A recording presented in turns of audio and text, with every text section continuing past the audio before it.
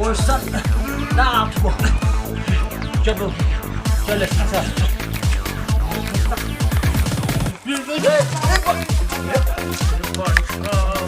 Hiç olmadı. Bakın.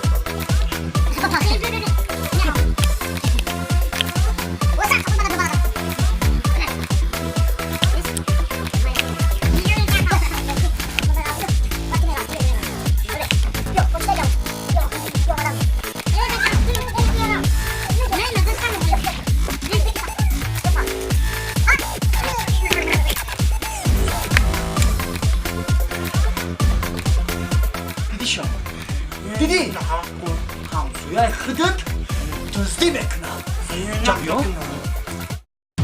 رحیم پرودکشن.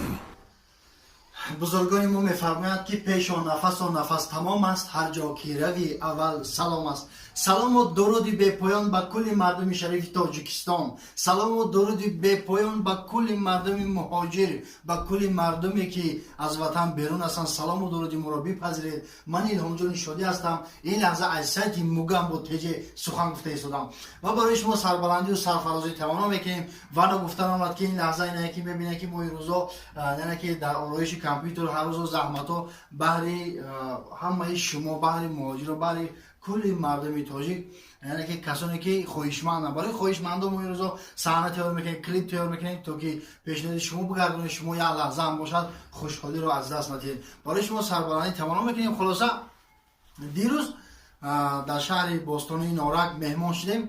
در اونجا بعد یک مردک اگرودکاری کرده، گندم پندم خیلی چیزا در زمین گندم کاریده.